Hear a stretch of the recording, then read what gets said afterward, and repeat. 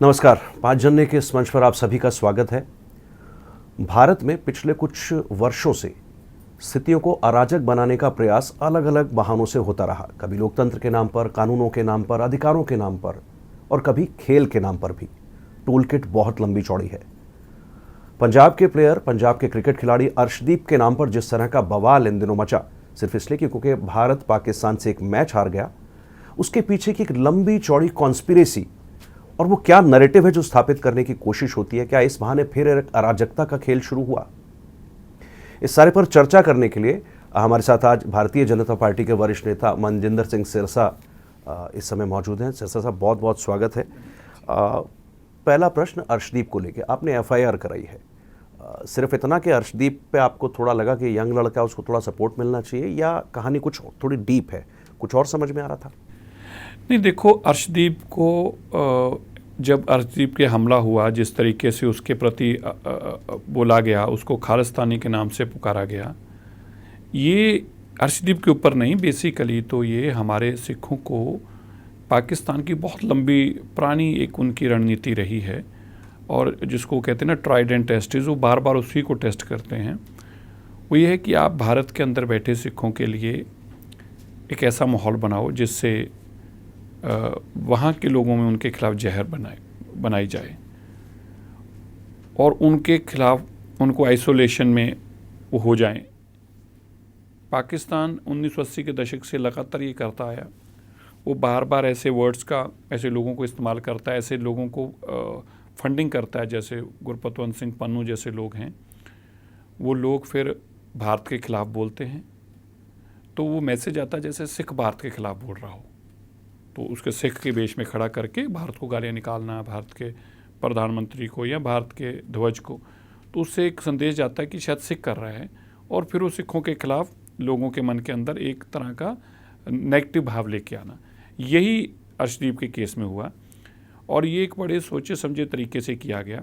अभी मैं देख रहा था, कुछ मिनट पहले ही मैंने एक ट्वीट भी किया है, एक पाकिस्तानी जिसकी लैंग्वेज से स्पष्ट पता चल रहा हो पाकिस्तानी, वो अर्शदीप कह रहा, ओ सरदार एक कैच छोड़ दी तो क्या हो गया।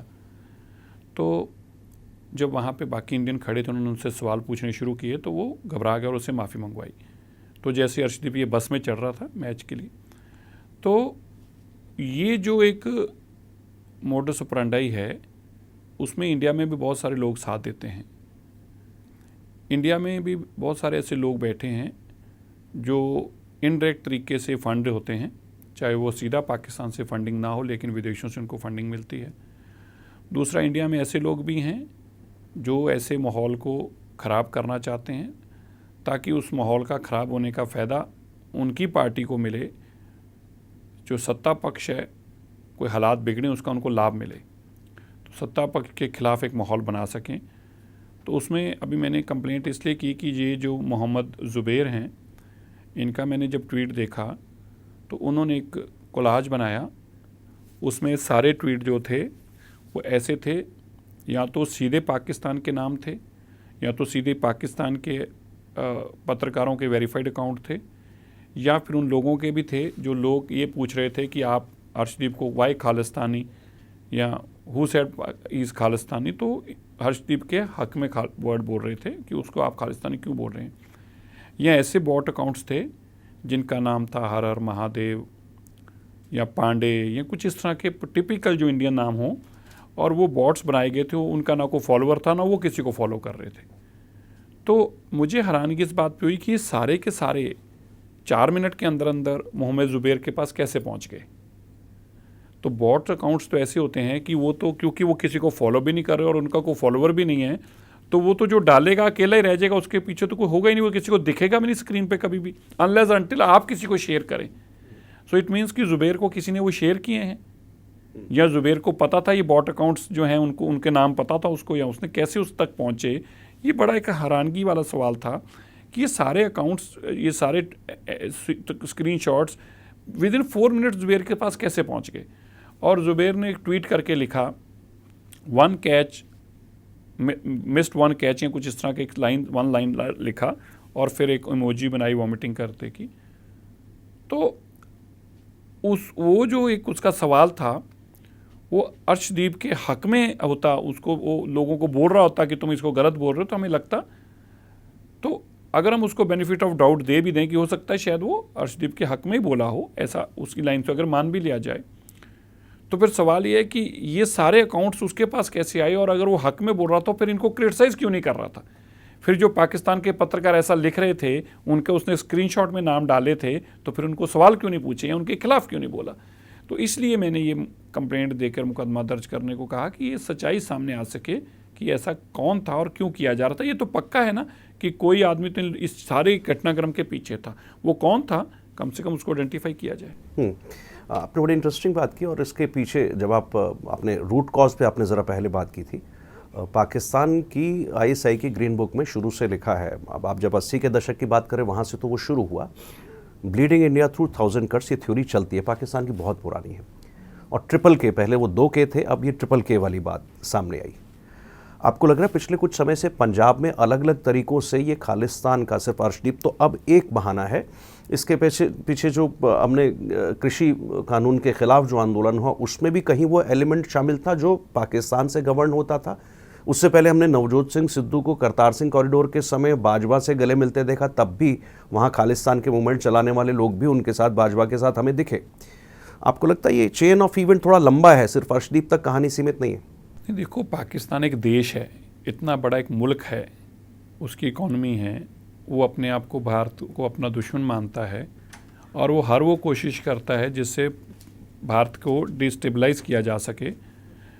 और उसके पास क्या तरीका है, उसके पास 2 ही बॉर्डर ऐसे हैं, वो पंजाब, जम्मू कश्मीर, राजस्थान के बॉर्डर पे वो कुछ नहीं कर पाया कभी भी, तो वो तो निरंतर ये करता ही आया है। तो ऐसा एक इवेंट नहीं होगा, ऐसे बहुत सारे नेकों होंगे, जब जब उसको मौका मिलेगा उसको जरूर इनकैश करेगा।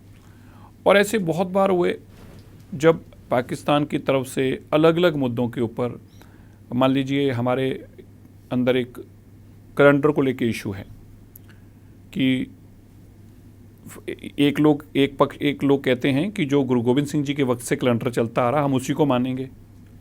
एक आया कि नहीं, एक नया कैलेंडर बनाया गया जो इंग्लिश कैलेंडर के साथ जोड़कर फिक्स डेट कर दी गई। तो सबका मानना था कि गुरु गोविंद सिंह जी के वक्त से जो कैलेंडर चलता आ रहा है, या गुरु नानक देव जी के वक्त से जो चलता आ रहा है, जिससे उन्होंने अपने पिताजी गुरु तेग बहादुर जी की शहादत का दिन मनाया या गुरु नानक देव जी का प्रकाश पर्व मनाया, उसी को माना जाए। तो जब हम भी पाकिस्तान में गए तो हमें, मैं था, मेरे साथ अवतार सिंह हित थे, मनजीत सिंह जी के थे, एक गरेवाल साहब हैं पंजाब से, बलवंत सिंह रामूवालिया थे, फॉर्मर यूनियन मिनिस्टर, तो हमें ही कहा गया कि आप उस कैलेंडर को क्यों मानते हैं जी, आप वो कैलेंडर मानिए जो पाकिस्तान कौन सा कैलेंडर मानता है जो कंट्रोवर्शियल है। तो हमें हमारे फेस पे कहा गया कि आप इसको मानिए। फिर हमें वहाँ पे थ्रेट दी गई, तो हम अपना प्रोग्राम कट शॉर्ट करके 3 दिन पहले लौट आए। तो पाकिस्तान को तो कोई भी मौका मिलेगा, मान लीजिए अब यहाँ से इंडियन जाते हैं, हमारे जत्थे जाएंगे अभी मत्था टेकने के लिए, चाहे महाराजा रंजीत सिंह की बरसी हो या गुरु नानक देव जी का प्रकाश पर्व हो, सो गुरु अर्जन देव जी के पर्व हों, तो उस पर लोग यहाँ जाते हैं। तो उन लोगों को खालिस्तानी जो वहाँ पे होर्डिंग लगा दिया जाता है या खालिस्तानी पहले का बोर्ड लगा दिए थे, तो ऐसी वो कोशिश निरंतर करते रहते हैं ताकि कोई ना कोई खालिस्तान को किसी न किसी तरीके से ज़िंदा रखने की बात वो कोशिश रहती है। हमारे देश के अंदर हमारे सिख जो हैं वो उन्होंने हमेशा इसका जवाब दिया है, लेकिन सबसे बड़ा चैलेंज क्या हो जाता है कि जब कोई ऐसा काम करता है और सिख जो कि दूर से आइडेंटिफाई हो जाता है, तो जब वो ऐसा चीज़ दिखाते हैं तो इस लोग को समझना बड़ा मुश्किल हो जाता है कि ये सिख इंडियन हैं या वो लोग हैं जो पाकिस्तान के हाथों में विदेशों में बैठकर खेल रहे हैं। तो उसका नुकसान हमें, खमियाजा हमें बहुत भुगतना पड़ता है।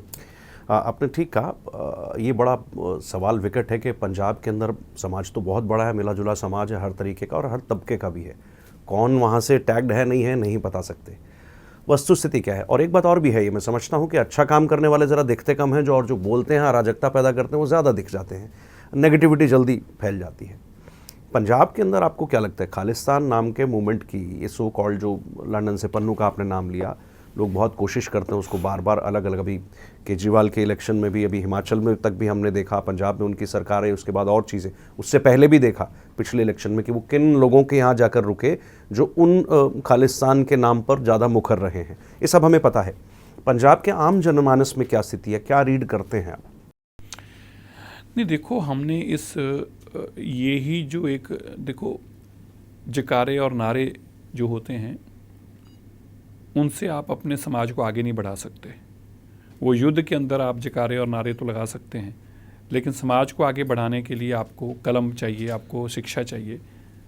हमारे पंजाब में 1980 दशक से लेके 1990, 95, 97 तक, जब तक बेअंत सिंह मुख्यमंत्री रहे, लगभग 1 लाख से ज़्यादा नौजवान मारा गया। 22-23 हज़ार नौजवान का तो पता ही नहीं लगा, जो खालड़ा ने एक लिस्ट बनाई थी जिनकी लाशों का भी नहीं पता चला। इसी दौरान 1984 के अंदर किस तरह से पूरे देश के अंदर सिखों का कत्लेआम किया गया। आज हमारा कोई भी पंजाब का सिख ये नहीं चाहता कि हमारे यहाँ अस्थिरता फैले, कोई ये नहीं चाहता कि हमारे बच्चे जेलों में जाएं, कोई नहीं चाहता कि जो लोग बाहर बैठकर नारे लगाते हैं, बच्चे हमारे मरवाते हैं, वो बाहर बैठ के नारा लगाकर अपनी बात ख़त्म कर देते हैं। और उसके बाद जो उनकी भावनाओं में आकर, क्योंकि देखो, एक कोई भी कम्युनिटी हो, रिलीजन हो, हर एक में भावना होती है। हम जज्बाती ज़्यादा हैं, सिख ज़्यादा जज्बाती हैं। तो अब उनके पीछे लगकर कई लोग भावनाओं में बह गए। कई लोगों को इस बात की भी तकलीफ़ हुई कि हमारे पे जातियाँ हो रही हैं, और उन जातियों के बारे में जब उनको भावनात्मक तौर पर उनको भावुक किया गया तो उन्होंने हथियार तक उठाए। उसका खमियाजा किसको भुगतना पड़ा? उनकी कई पीढ़ियों को। खुद जेलों में रह गए, आज भी बहुत सारे लोग जेलों में हैं। उत्तर प्रदेश में एक हमारे सिख बहुत लंबे समय तक जेल में रहे, 27-28 साल। जो बाहर आए, मैं उनका नाम लेता ठीक नहीं लगता, उनकी आर्थिक स्थिति ये थी कि उनके पास इलाज कराने को पैसे नहीं थे। उनकी धर्मपत्नी के दिल में छेद हो गया, इलाज कराने के पास पैसे नहीं थे। मैंने कुछ सिखों से बातचीत करके उनको फ़ंड वहाँ पहुँचाए। तो तब उन्होंने मुझे कहा कि आज मुझे इस बात का खेद है कि मैंने अपनी बहुत लंबा समय पंथ के लिए लगाया, लेकिन आज मेरे पास कोई एक आदमी भी नहीं है जो मेरी भी कुछ सोच पकड़े। तो तब तो भावनाओं में लोगों के बच्चे जेलों में चले गए, माँ बाप पीछे से तड़प तड़प मर गए। आज पंजाब का कोई भी सिख कभी भी कल्पना भी नहीं करता कि उसकी आने वाली जनरेशन इस तरह जेलों में बर्बाद हो, ना पहचाने हुई उनकी लाशें मिलें, उनके बारे में पता ना लगे, और बाहर बैठे लोग इस पर राजनीति करें, ये कोई नहीं चाहता। मनजिंदर जी, एक पंजाब को लेकर के एक बड़ी चिंता, खाली इस तरह से नहीं, और मैं पंजाब क्यों कहूँ, भारत में अलग अलग फॉल्ट लाइंस वो लिखते हैं, पाकिस्तान में फॉल्ट लाइंस पर वार करना। पंजाब उसमें क्योंकि बॉर्डर जुड़ा हुआ तो ज़रा ज़्यादा आसान हो जाता है उनके लिए कई तरीक़ों से, क्योंकि बोली भी, भाषा भी सब है मिला जुला, पहनावा भी एक जैसा, कहीं कुछ लोग अगर इधर उधर हो जाए तो पता भी नहीं लगता है।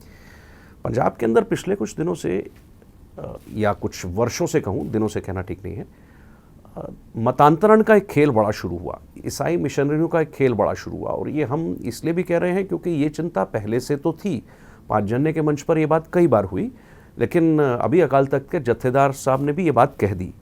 उन्होंने कहा कि बच्चों को संभालना सीखें हमारे परिवार, कि बच्चे जो है पंथ की तरफ ध्यान दें, उधर ना जाएं।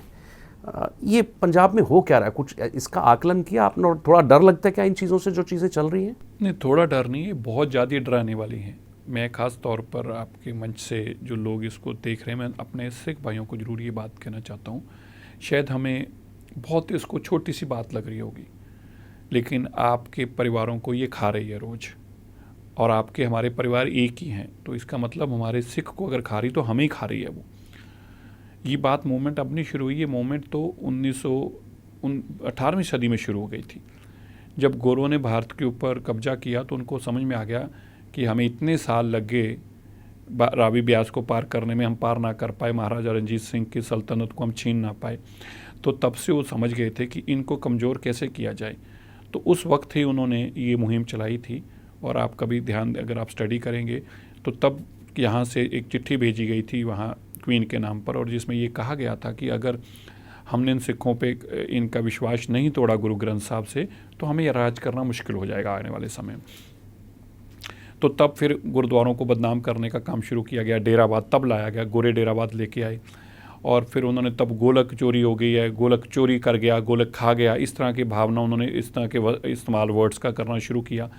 और उन्होंने एक तेज़ी से मुहिम चलाई जिसमें उन्होंने जो मस्जिद, जो गिरजाघर थे, वो रेलवे ट्रैक्स पे लाए सारे, कि मैक्सिमम जो गिरजाघर है वो रेलवे ट्रैक्स पे लेके आओ, ताकि ट्रेन पे सफ़र था, तब तो सफ़र का और को माध्यम नहीं था, तो लोगों में मैसेज आए कि यही एक धर्म है, इतना उन्होंने बहुत दूर तक फार साइटेड सोचकर, फिर हमारे सिखों ने उस वक्त सिंह सभा की लहर चलाई इसको रोकने के लिए।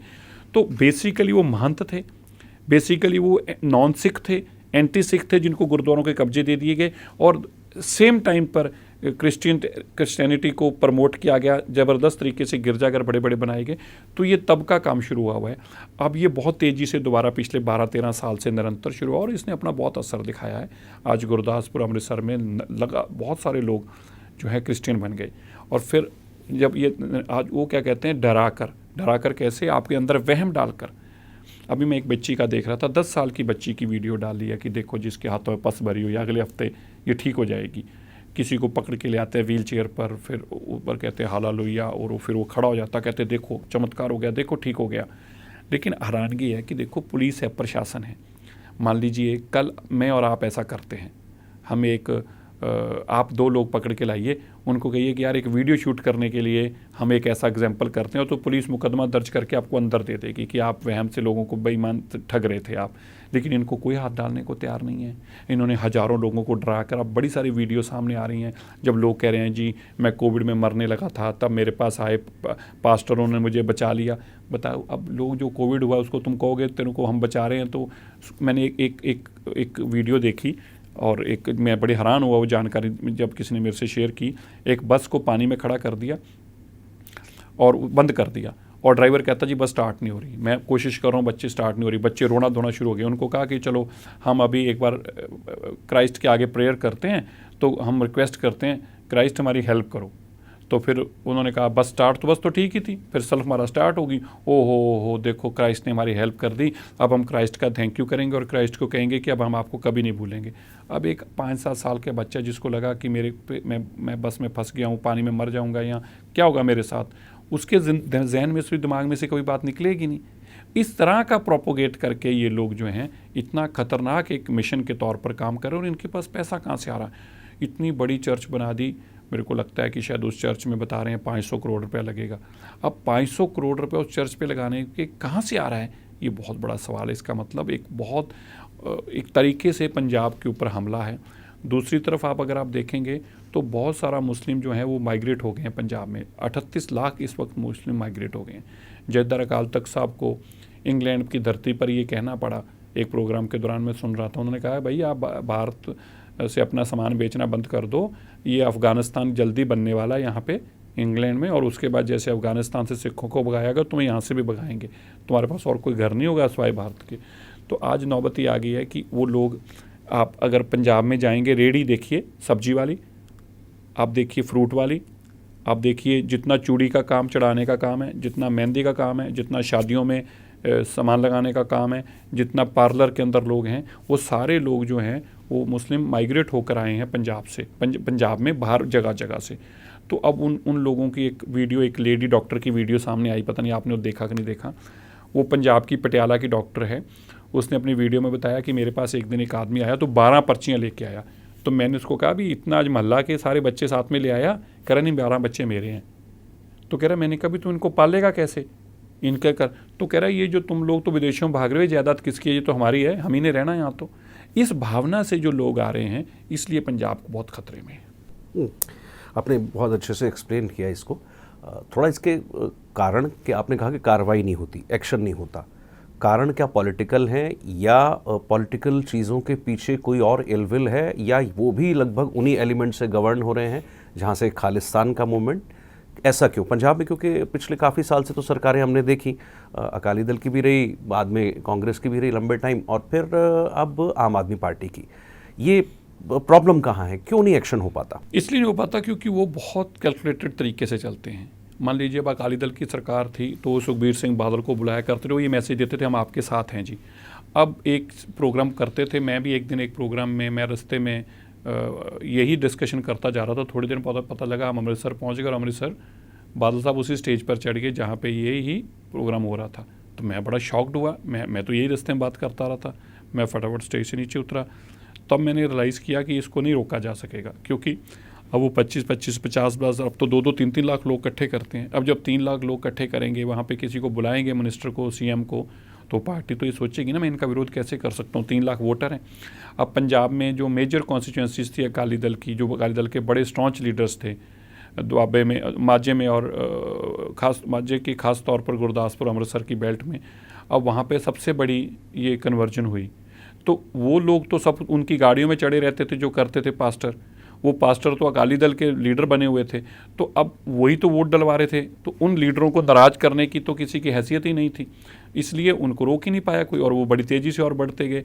अब वो आदमी सारे आम आदमी पार्टी में आ गए हैं, अब वो आम आदमी पार्टी में भी वही लोग हैं।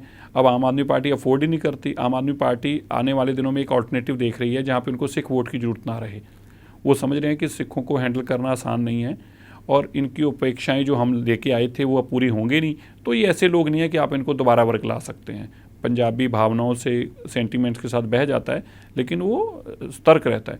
तो अब उनको पता है कि अब हमें क्या करना है, अब हमें वो वोट के ऊपर कैप्चर करना है जो वोट हमें ट्रांसफ़र हो जाए, तो वो वोट के ऊपर लगे हुए हैं। तो आप ये कह रहे हैं कि अभी जो मौजूदा चुनाव का रिजल्ट था वो सिर्फ एक पॉलिटिकल खेल जिसमें आम आदमी पार्टी सक्सेस हो गई, या फिर अगेन उसमें भी फिर कुछ वो दूसरा एलिमेंट था? क्योंकि ये सक्सेस बड़ी अजीब थी कि अचानक से आप कहीं नहीं हैं और अचानक से इतनी शानदार मेजॉरिटी के साथ आप आते हैं, आपको कोई हिला नहीं सकता है, और फिर आप कहते हैं पैसे नहीं, वो दूसरा एंगल है। बट क्या वो सिर्फ पॉलिटिकल था या कुछ और भी? मैं पिछली इलेक्शन में तो नहीं कह सकता क्या था। देखो उसमें कहना तो उन्होंने झूठे वादे किए थे जो मैं महसूस करता हूँ, उसमें कोई बहुत धार्मिक एंगल नहीं था। वो अलग बात है कि जो बाहर लोग बैठे थे जो खालिस्तान को प्रमोट करते हैं, उन्होंने आम आदमी पार्टी का इसलिए साथ दिया क्योंकि बहुत सारे खालिस्तानी जो थे तब इनके टच में थे और इनको फंडिंग कर रहे थे। लेकिन उस इम्पैक्ट का मेरे को नहीं लगता कि बहुत असर हुआ होगा इलेक्शन में। वो एक मॉरली तो हो सकता है कि उनका हाई हुआ हो कि हमारे पास पैसा भी आ गया, हमारे पास ये चंद लोग भी हैं, लेकिन वोट जो ट्रांसफ़र हुई है वो तो लोभ लालच के नाम पर, कि जैसे उन्होंने झूठे वादे किए थे उनके नाम पर हुई थी।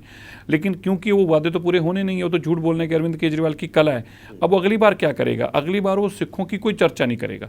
इस बार वो दरबार साहब की फ़ोटो भी लगा रहे थे, अब वो सिखों की कोई चर्चा नहीं करेंगे। आप उससे समझ लें कि इतनी देर से प्रोफेसर देवेंद्र पाल भुल्लर का वादा करके आए थे कि हम उसको जेल से छोड़ेंगे। अरविंद केजरीवाल ने कहा था मैं दिल्ली जाते ही इसको ठीक कर दूंगा। अब उनकी बहन को मिलने तक तैयार नहीं है, उनकी वाइफ को मिलने तक तैयार नहीं है। तो उनको पता कि मुझे अगली बार सिख वोट नहीं लेनी, मुझे नहीं मिलनी है और मुझे लेनी भी नहीं है, इसलिए उसका ऑल्टरनेटिव तैयार कर रहे हैं इस इलेक्शन, अगली आने वाले इलेक्शन के लिए। पंजाब में मौजूदा गवर्नेंस पर आपका क्या आइडिया है? क्योंकि आते ही पहली बार जो है केंद्र से 50,000 करोड़ का पैकेज मांगा, और अभी पता लगा कि इस महीने तनख्वाह ही देने में 6 दिन की देर कर दी। 1 तारीख को आती है। सभी सरकारी एम्प्लॉयज़ की बात हो रही है और सरकार के पास पैसा नहीं है, इसलिए कि जीएसटी का जो रेजिम था जो जिसमें इनको कंपनसेशन मिलता था स्टेट्स को, वो अब ख़त्म हुआ। पंजाब की गवर्नेंस, क्योंकि ये तो अभी आए, इससे पीछे कांग्रेस ने भी चला, सीएम भी बदले, गवर्नेंस की इतनी खस्ता हाल क्यों हुई? उसमें क्या बहुत सारी चीज़ों में ये जो फैंसी चीज़ें जो शामिल हो जाती हैं, मुफ्त वाली बात तो एक है, साथ में आप जो भी निर्णय लेते हैं वो लोक लुभावन लेते हैं। आपको लगता है कि नहीं वोट वोट वोट पॉलिटिक्स, यानी उसकी हेल्थ ठीक करने की बजाय आप दूसरे रास्तों पर चलते हैं। पंजाब या और कोई कारण आपको समझ में आता है? नहीं, इसमें एक नहीं, इसमें मल्टी फैक्टर्स हैं। पहली बात है कि जो लोग आए हैं वो सब नौसिखिए हैं, सब झूठ फरेब करके आए हैं। उनको ना तो उनको किसी ने काम के नाम के वोट दी, ना उनके एक्सपीरियंस के नाम की वोट दी, ना उनके विजन के नाम की वोट दी। उनको केवल एक झूठों के नाम पे वोट मिली। अब जब वो आ गए तो उनको इमीडिएटली अपने आप को आगे एक्सपेंड करना है। तो अरविंद केजरीवाल पंजाब को एक अपना देश में आगे जाने के लिए एक प्लेटफॉर्म के रूप में इस्तेमाल कर रहा है, एक जंपिंग बोर्ड के रूप में इस्तेमाल कर रहा है। वहाँ के रिसोर्सेज की पेपरों में ऐड, वहाँ के झूठे प्रचार करने, हमने नशा 3 दिन में ख़त्म कर दिया, सारी करप्शन हमने पंजाब में बंद कर दी, और उसकी करोड़ों रुपए की ऐड लगानी। अब देखिए अब तक 200-250 करोड़ रुपए की ऐड पेपरों में लग चुकी है और टीवियों पे चल चुकी है, जबकि तनख्वाह देने को पैसे नहीं हैं। अरविंद केजरीवाल का मॉडल बड़ा सिंपल है। उसने पिछले साल 2 लोगों को विदेश जाने के लिए, एक को 8 लाख, एक को 12 लाख रुपया लोन दिया, और उसकी एवज ऐड के रूप में उसने कई करोड़ों रुपए की ऐड, लाखों की भी नहीं करोड़ों रुपए की ऐड दी। मेरे ख्याल 42 करोड़ रुपए की लगभग ऐड थी। इसी तरह उसने 40,000 रुपये का एक पूसा से केमिकल ख़रीदा, जो खेत में डालने से पराली जलानी नहीं पड़ती, वो वहीं भस्म हो जाती है और वो काम आ जाती है। एक किसान के लिए ख़रीदा, और वो 40,000 रुपये के अगेंस्ट कुछ 42-43 करोड़ रुपए की उसने ऐड लगाई टीवी पे। तब हर टीवी पे ऐड चलती थी, हिंदी की ऐड पंजाबी में कन्वर्ट करके पंजाब के लोगों को दिखाई जाती थी। आज वो ख़त्म होगी बात, बस इतनी थी। तो जो पंजाब के हेलीकॉप्टर हैं, पंजाब का जो खर्चा है वो गुजरात में, हिमाचल में किया जा रहा है। तो नौसिखिए भी हैं, कोई प्लानिंग तो थी ही नहीं, झूठ बोलकर सब कुछ आए थे। वादे झूठे इतने कर दिए कि 20,000 करोड़ रुपए रेता से आ जाएगा, 50,000 करोड़ रुपए यहाँ से आ जाएगा, 40,000 करोड़ रुपए यहाँ से आ जाएगा। आना तो कहीं से नहीं था। अब जब सब सीजन सरकार बन गई तो केंद्र सरकार के दरवाजे आगे, जी हमें 50,000 करोड़ दे दो। तो भाई अगर केंद्र से ही पैसे लेके आपने मुफ्त में गुलछरे उड़ाने हैं तो किसी को बना दो, आपको बना दो, आप भी ये काम कर दोगे। इसमें तो कोई PhD नहीं है। आपको मान लीजिए अमेरिका भी कहे 5 लाख करोड़ रुपए तू पंजाब में जाके उड़ा दे, तो उड़ा दोगे। सबको कहोगे तेरी भी बिजली फ्री, सबको कहोगे तेरा ट्रैक्टर भी फ्री, तेरे को कहोगे सबको तेरी सड़क भी, तेरा कुछ भी पैसे नहीं लेने मैंने, भाई मेरे को राज का मौका दे दो। ये फार्मूले के साथ आए थे। आज पंजाब जो है डेट में और बढ़ गया, 9,000 करोड़ रुपए का कर्जा ले चुके हैं। हालात इतने वर्स्ट होते जा रहे हैं। अब इनको किसी भी तरीके गुजरात और हिमाचल की इलेक्शन से पहले अपने आप को बस ये दिखाने की कोशिश करनी, पेपरों में ऐड दे के कि हमने सब कुछ ठीक कर दिया, सब कुछ ठीक कर दिया। उसके लिए करोड़ों रुपए खर्च किया जा रहा है। पंजाब में भी लिकर स्कैम, सुखबीर बादल ने आरोप लगाया 500 करोड़ रुपए खा गए। और दिल्ली में जो हुआ उसमें तो स्टेट एक्सचेकर को तो जो नुकसान हुआ उस 6,500 करोड़ का आइडिया है भारतीय जनता पार्टी का, उससे ज़्यादा भी होगा। अभी जो ED भी चल पड़ा है, CBI का अपना, सबका अपना आकलन आएगा, कहाँ से कुछ मनी ट्रेल है निकलेगी। ये हुआ क्या है, आप इसको किस तरह से सारे मामले को देखते हैं? ये सिर्फ पैसे कमाने का खेल था, एक राजनीतिक भ्रष्टाचार, दूसरा कि समाज को उसके असल विषयों से भटका करके दूसरे विषयों पे ले जाना, ये मतलब इसके पीछे दोहरी चाल हो सकती है? यानी एक डेवलप होते समाज को आप भटका दीजिए, शराब इतनी बहा दीजिए, ये क्या था? देखो, जो आपने दूसरी बात की उसके ऊपर तो मैं कुछ नहीं कह सकता, पक्का मैं नहीं कह सकता। लेकिन जो पहली आपने बात की भ्रष्टाचार की, उसकी मुझे पूरी जानकारी, क्योंकि मैंने सारा केस के पीछे लगा हुआ हूँ। तो इन्होंने पैसा तो बहुत कमाया इसमें, और बड़ा सरल तरीका था। कोई ऐसा नहीं था कि कोई रॉकेट साइंस है कि किसी को समझ में ना आए। पहले सरकार ठेके चलाती थी यहाँ पे, फिर इन्होंने सरकार ने अपने दोस्तों को ठेके दे दिए। तो जो अरविंद केजरीवाल जी के दोस्तों को जब ये शराब के ठेके मिले तो सरकार को हज़ारों करोड़ का नुकसान हो गया, जो लाभ होता था पहले, और अरविंद केजरीवाल जी के दोस्तों को लाभ हो गया। तो मैंने ये आंकड़ों के साथ बताया था कि किस तरह लगभग 2,000 करोड़ रुपया, 1,900 करोड़ रुपया तो केवल रिटेलरों ने कमाया इस काम में, और कितने 100 करोड़ रुपया होलसेलरों ने कमाया। वाइस वर्सा सरकार को हज़ारों करोड़ रुपए का नुकसान हो गया। 2% से 12% इसका प्रॉफिट बढ़ा दिया गया होलसेलर का। जो 165% ड्यूटी थी शराब के ऊपर, उसको 1% कर दिया। 165% को 1%, उसका क्या फ़ायदा हो गया इनको?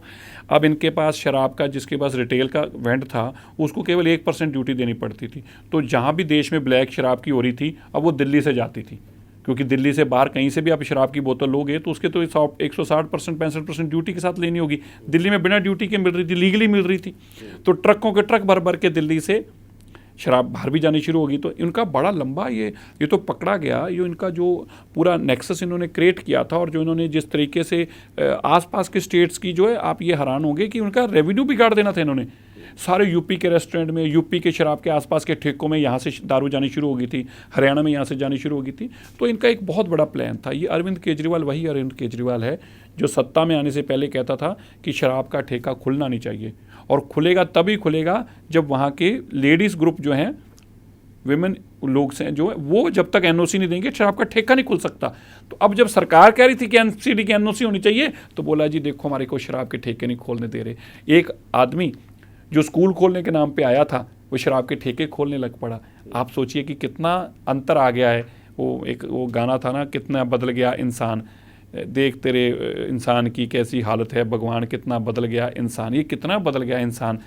ये जो पैसे इनके दोस्तों ने कमाए, आपको ये ऐसा लग रहा है कि ये एक तरीके से ब्लैक मनी पार्क करने का काम है? आप इसको आगे कहीं किसी दूसरे सब्जेक्ट में, आपने इलेक्शन में भी अलग अलग राज्यों में आप इस्तेमाल करेंगे, ऐसा कुछ लगता है? नहीं लगता, क्या हुआ ही है जी।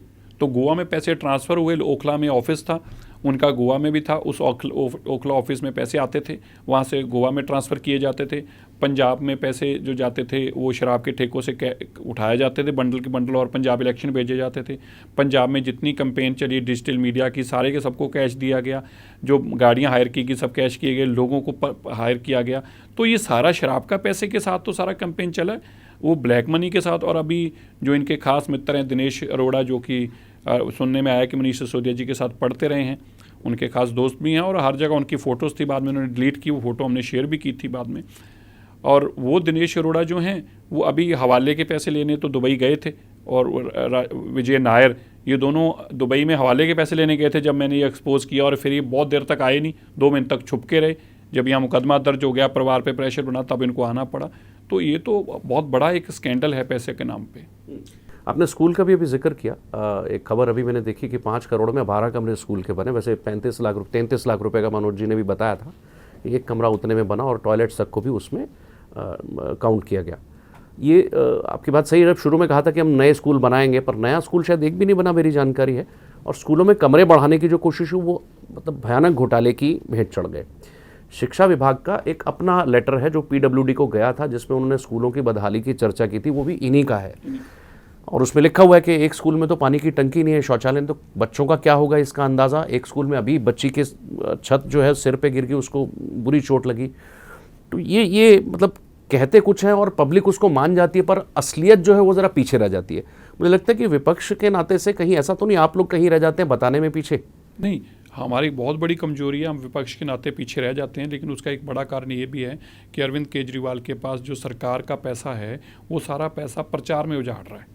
अब देखिए, एक आदमी दिन में 100 बार ऐड देखता है, ये स्कूल भी ठीक हो गया, ये कॉलेज भी ठीक हो गया, ये हॉस्पिटल भी ठीक हो गया, तो वो आदमी सोचता है कहीं तो वही होगा। वो देखता हमारा हॉस्पिटल तो बड़ा गंदा है, कहता है यार हमारा नहीं ठीक हुआ, शायद जमुना पार वाला ठीक होगा। जमुना पार वाला देखता है यार हमारा तो बड़ा गंदा हॉस्पिटल है यार, कह रहा है यार टीवी पे आ रहा था यार हमारा नहीं ठीक हुआ होगा, शायद वेस्ट दिल्ली वाला ठीक हो गया होगा। तो हर कोई सोचता है कि यार हमारा नहीं ठीक हुआ होगा, शायद दूसरा हो गया होगा। तो विज्ञापन आपने दे रखे, एक आवरण है। तो विज्ञापन भी अखबारों में तो इस तरह से देते हैं, नीचे लिखा होता है एडिटोरियल, तो एडवर्टोरियल लिखा होता है, बिल्कुल नीचे छोटी ज़मीन की, तो सारी खबरें इस तरह के बना रखी होती हैं कि अखबार भी कह रही है कि सब कुछ हुआ है। तो ये उनकी कला है। अरविंद केजरीवाल मैनेजमेंट का बहुत बड़ा एक्सपर्ट है। देखो, मैं एक बात हमें माननी होगी, जो अरविंद केजरीवाल जी की कला है उसको आप मना नहीं कर सकते। उस वाहद एक आदमी मैंने आज तक कला देखी है जो गंजे को कंघी बेचता है और ये कहकर बेचता है कि तेरे बाल कितने सुंदर हैं यार, ये तो कंघी ले, इस कंघी से और सुंदर हो जाएंगे। ये कला केवल और केवल अरविंद केजरीवाल जी। देखिए, इस बात की मैं उनको दाद देता हूँ, ये कला उनमें है। एजुकेशन मॉडल ये कहते हैं वर्ल्ड क्लास है, लेकिन सच ही है। और ऐसे हेल्थ के बारे में भी कहा। नहीं, देखिए, सॉरी टू इंटरप्ट यू। हाँ जी, आप उनके 5-6 वर्ड आप याद रखिएगा। जो भी लोग जादूगर होते हैं, जो लोग सर्कस में काम करते हैं, जो लोग स्टेजों पे, उनके ना कुछ वर्ड रटे होते हैं। अरविंद केजरीवाल के 5-6 वर्ड आप याद रखिएगा, आपको हर भाषण में पता चल जाएगा। एक, कट्टर, तो कट्टरवाद आप, एक वर्ल्ड क्लास, दूसरा वर्ड, एक देश में पहली बार, एक मैं गरीब था, मैं चाहता था, ये उनकी एक वर्ड। दूसरा, अपने साथ जोड़कर हर मिसाल, कि देखिए मेरे को फ़ोन आया था, देखिए मुझे मिल गया था। अब देखिए, अकेला मुख्यमंत्री है जिसको फ़ोन भी आते हैं लोगों के, ठीक है। ये किसी मीडिया को भी नहीं मिलता। मीडिया में भी अकेला आगे माइक रख कर बैठ जाता है, दीवार से बात करता है, लेकिन इनको फ़ोन आते हैं। ये 5-6 वर्ड उनके पक्के हैं। ये वो वर्ड हैं। और फिर बात करते करते, जो आजकल वो भूल गए हैं, आज मैं उनको याद कराता हूँ, फिर शुरू कर देंगे। ये खांसना, तो एक आदमी सामने बैठा सोचता है यार बेचारा बीमार है, फिर भी बेचारा कर रहा है। तो ये उन्होंने 8-10 वर्ड, 8-10 अपनी एक्टिंग की नौटंकी, और एक बहुत भोला बनकर बात करनी। देखिए जी, हमें मार दीजिए जी, चाहे हमें आप मार भी दीजिए, हम फिर भी शिक्षा की बात करेंगे जी। आज शिक्षा के बिना देश को नहीं बचाया जा सकता जी। आजकल वो दिल्ली से देश की बात करना शुरू हो गए, जैसे देश के स्कूल उन्होंने ठीक किए थे। तो ये उन लोगों को भ्रम में डालना, लोगों के उनको माइंड गेम्स आती हैं खेलनी। तो इसमें अरविंद केजरीवाल के 100 के 100 नंबर हैं, इस बात में कोई शक नहीं है। मोहल्ला क्लिनिक एक बहुत बड़ा फेलियर साबित हुआ, हमें दिखता है। वही आपने जो कहा कि जमुना पार वाले को लगता है कि उधर वाला सही होगा, मेरे वाला खराब है तो कोई बात नहीं, और ऐसे उधर वाले को भी लगता है। मोहल्ला क्लिनिक भी अपने आप में बड़ा स्कैम था। सत्येंद्र जैन तो दूसरे मामले में भी जेल में है। और हेल्थ इंफ्रास्ट्रक्चर की दिल्ली में क्या हालत है, क्योंकि एक बात तो सच है कि ये ऐसा हेल्थ इंफ्रास्ट्रक्चर बनाया है जिसको ये वर्ल्ड क्लास तो कहते हैं, पर इनका अपने परिवारों में से या अपने लीडर्स में से कोई भी उसका फायदा नहीं उठाता। पर बनाया कहाँ है? हाँ, वही मेरा सवाल। देखिए, क्योंकि आप सवाल कहाँ से ले रहे हैं? आप भी टीवी के ऐड से सवाल ले रहे हैं। हेल्थ स्ट्रक्चर बनाया कहाँ है? उस हॉस्पिटल का नाम तो बताएं जो इन्होंने बनाया हो। भाई मान लीजिए साहेब सिंह वर्मा जी ने एक हॉस्पिटल बना दिया, मल्ला खुराना जी ने एक हॉस्पिटल बना दिया, शीला दीक्षित जी ने एक हॉस्पिटल बना दिया, अब उसमें जाके फोटो खिंचवाएं तो हेल्थ स्ट्रक्चर तो ना हुआ ना, उसको तो आप गालियां निकालते थे, वो तो था ही नहीं। इसका मतलब जिसको मोहल्ला क्लिनिक बताते हैं वो क्या है? वो डिस्पेंसरी थी। उसको एक इन्होंने देखा कि डिस्पेंसरी तो हर एक ने सुना हुआ है, एक नया नाम लेके आओ मोहल्ला क्लिनिक। तो मैं इनसे पूछे को बिठा के भाई आप बताइए मोहल्ला क्लिनिक और डिस्पेंसरी, ये 2 वर्ड लिख दिए, अब इसके नीचे आप लिखो कि मोहल्ला क्लिनिक में क्या अंतर है और डिस्पेंसरी में क्या अंतर है, बताओ। कहेंगे सर हम इस पे बात नहीं करेंगे। तो ये उनका एक मोडस ऑपरेंडी है। कोई मोहल्ला क्लिनिक नहीं है, कुत्ते भौंकते हैं। एक जगह जगह क्या किया, एक 50,000 रुपये का एक स्ट्रक्चर बनाया, टेम्प्रेरी स्ट्रक्चर, और उसके अंदर बाहर बड़ी सुंदर अपनी फोटो लगाई और उसके ऊपर एक फ्लैक्स चिपकाया, मोहल्ला क्लिनिक लिखा, और उसके अंदर एक डॉक्टर सुबह आता है 10 बजे और 10:30 चले आता है, और वो उसने 4, 5, 7 जगह पे जाना होता है, 15-15 मिनट के लिए जाता है। वो जब फोटो खिंचानी थी खिंचा ली, उसके बाद वो बंद हो गया, डॉक्टर आना बंद हो गया, वहाँ कुत्ते बैठने लग पड़े। लेकिन उसकी एड वही रही जो 5 साल से चल रही थी। सो उसका मॉडल दिखाने का सारा पैसा आज दिल्ली के अंदर, मैं भी आज मानने को मजबूर हो गया कि कम से कम 15 साल में शीला दीक्षित ने फ्लाईओवर और सड़कें तो बनाई थी। आज दिल्ली के अंदर 8 साल से अरविंद केजरीवाल जी मुख्यमंत्री हैं। मुझे अरविंद केजरीवाल जी उस फ्लाईओवर का नाम बता दे जो अरविंद केजरीवाल जी ने शुरू किया और खत्म किया, एक भी नहीं है। सारे लोग जाम में खड़े हैं, लेकिन वो क्या दिखाएंगे, सारा पैसा जो है वो ऐड पे लगाएंगे और फिर कहेंगे मेरा बजट सरप्लस है। भाई दिल्ली देश का वाद सूबा है जो कुल 100 किलोमीटर के अंदर रेडियस के अंदर खत्म हो जाता है। इसके अंदर आधे से ज़्यादा डिपार्टमेंट केंद्र सरकार तनख्वाह देती है, हॉस्पिटल केंद्र सरकार चलाती है, पुलिस को केंद्र सरकार तनख्वाह देती है, कॉलेज सारे केंद्र सरकार चलाती है। तो एग्रीकल्चर का डिपार्टमेंट है नहीं, नहरें यहाँ पे है नहीं, बिजली के बिल किसानों को देने पड़ते हैं, माफ़ी है नहीं।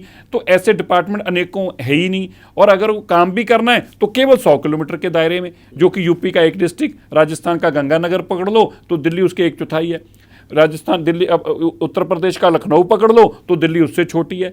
उनका एक स्टेट इतना बड़ा है और इसके पास बातें ही बातें हैं। सबसे ज़्यादा रेवेन्यू है क्योंकि सबसे ज़्यादा बिजनेस दिल्ली में है, देश की राजधानी दिल्ली है तो सबसे ज़्यादा पैसा दिल्ली में है। तो ये तो सोने की खान के ऊपर एक बेईमान आदमी बैठा हुआ है। आपको ऐसा लगता है कि शीला दीक्षित का आपने नाम लिया, पूर्व मुख्यमंत्री, उनका जो आखिरी प्रचार का बजट था और इनका जो पहला बजट था उसमें लगभग 9 गुने का अंतर था, वो भी आपको ध्यान होगा। और आपने अभी फ्लाईओवर की भी चर्चा कर दी। शीला दीक्षित का 2000 मेरे ख्याल उनकी 3 में पहली सरकार बनी थी, 3 में नहीं सॉरी 1998 में, जितना 1998 में शीला दीक्षित का कुल बजट रहा होगा उतना आज केजरीवाल जी का खाली प्रचार का बजट है। ये अंतर है। और फ्लाईओवर की जब आपने चर्चा की, मुझे याद है आते ही इनका पहला डिसीजन था ये आईएसबीटी से आगे एलिवेटेड रोड को आईएसबीटी से सिग्नेचर तक जोड़ना था, एलिवेटेड से, उन्होंने कैंसिल किया था।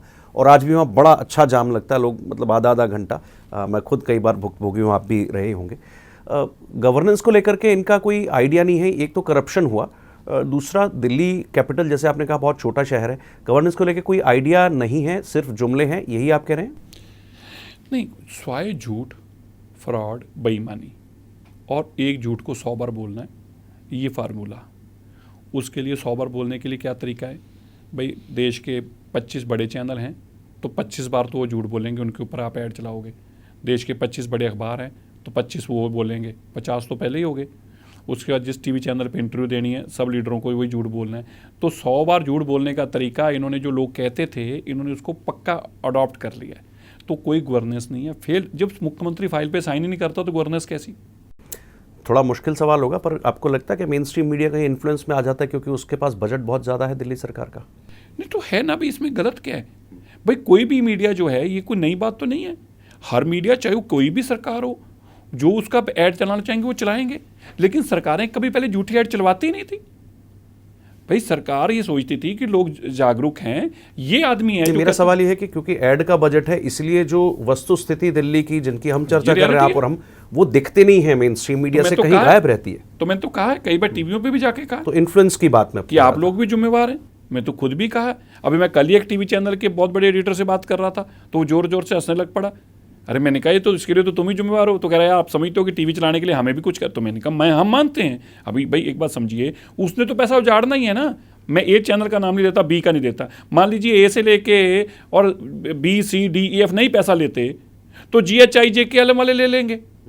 तो भाई टीवी तो हर ऐड लेना चाहेगा, क्यों नहीं चाहेगा? या तो ये हो कि अगर वो नहीं लेंगे तो बाकी नहीं लेंगे। तो इसलिए जब ऐड बाजार में अवेलेबल है, वो आप नहीं लेंगे तो कोई और लेगा, तो सब लोग चलाते हैं। जब चलाते हैं तो उन पत्रकारों को भी वो ग्रुप में से बाहर निकाल देते हैं जो खबर खिलाफ लगाते हैं। अब हम सबको पता कि उनके फेवरेट पत्रकार कौन से हैं, वही टीवी पे खबर दे सकते हैं, ये भी हम सब जानते हैं। आम आदमी पार्टी का ये सिस्टम है कि अपने पत्रकार के माध्यम से ही खबर चलानी है। तो ये हैं बातें, अब इसको क्या कहें, सबको पता ही है। एक बड़ा सवाल ज़रा पूछता हूँ, आम आदमी पार्टी एक मूवमेंट, सोशल मूवमेंट शुरू हुआ था क्राइम के, भ्रष्टाचार के अगेंस्ट में। आज वो खुद उतने ही हैं, वो एक अलग बात है। बट ये मूवमेंट क्या सिर्फ स्वतः स्फूर्त एक सामाजिक संगठनों का, एनजीओज का अपना आंदोलन था जो भारत के समाज में वाकई बहुत एक अच्छा काम हुआ? सब कुछ सामाजिक संगठन खड़े हुए, उन्होंने मिलकर के राजनीति बदलने का सपना देखा और यहाँ तक चले आए कि आज वो खुद क्या कर रहे हैं उसकी सब बाद में। या ये ऐसे नहीं था, ये जो सब कुछ शुरू हुआ इसके पीछे के तार भी कहीं और थे? क्योंकि हमें अच्छी तरह याद है इनके पास। देखिए ऐसा है, ऐसा नहीं हो सकता कि ये स्वाभाविक हुआ। हम लोगों को लगा ये स्वाभाविक हो रहा है। फोर्ड फाउंडेशन जैसी बहुत बड़ी बड़ी संस्थाएं थी जो भारत को कमज़ोर करने की सपना देखते थे, उनके पीछे भी कौन है? उनके पीछे को और है। एक बात आप समझ के चलिए, हमें बहुत साल लगेंगे वहाँ पहुँचने के लिए जहाँ पर गोरे पहुँचे थे। अगर वो हमारे पे आके हमारे मुल्क में ही ईस्ट इंडिया कंपनी आके राज कर सकते हैं, व्यापार करने के नाम पर राज कर सकते हैं, तो अरविंद केजरीवाल की बस वही सोच है।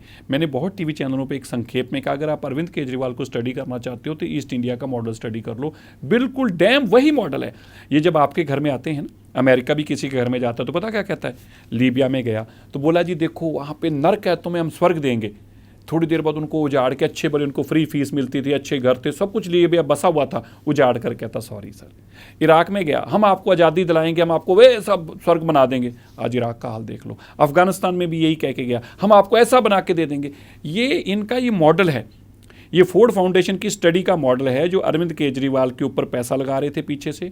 गॉड नोस कौन कौन और फंडिंग कर रहे हैं, लेकिन जो भी कर रहे हैं बड़े डीप रूटेड लोग हैं जिनको पता है कि ऐसा अस्थिर आदमी ही भारत को कमज़ोर कर सकता है।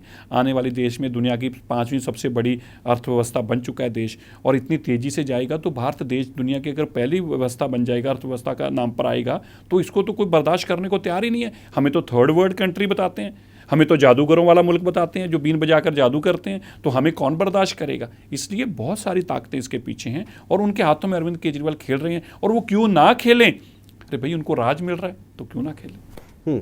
सिरसा साहब, एक अंतिम सवाल है बस।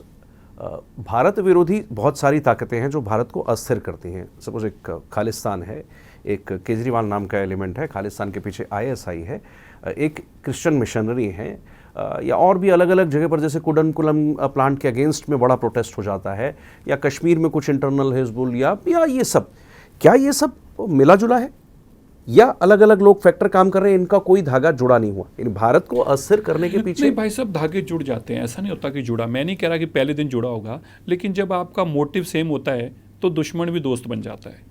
तो जो भारत के दुश्मन है वो स्वाभाविक तौर पर दोस्त बनेंगे, इसमें कुछ गलत नहीं है। अब मान लीजिए कोई जम्मू कश्मीर में अस्थिरता फैलाना चाहता है, दूसरा पंजाब में मिलाना चाहता है, तो दोनों स्वाभाविक तौर पर इकट्ठे हो जाएंगे, नेचुरल फोर्स बनेंगे, वो नेचुरल अलायंस बनेंगे। तो इसमें तो कुछ है ही नहीं है। हाँ, ये जरूर हो सकता है कि उन्होंने काम अलग अलग शुरू किया हो, लेकिन जब मोटिव एक है वो तो उन्होंने इकट्ठे होना है। इसलिए जितने भी ऐसे लोग हैं, जितनी भी ऐसी ताकतें हों, वो कहीं ना कहीं जाके बाद में एकजुट हो जाती हैं। और उनके पीछे ऐसी फोर्ड फाउंडेशन के पीछे जो लोग हैं, जो ऐसे लोग पहले कभी अवार्ड दे के आदमी को प्रमोट करते हैं, ये बड़ी लंबी चौड़ी एक स्ट्रेटजिक मूव होती है। इस्लामी जिहाद भी इसी सिस्टम का हिस्सा है?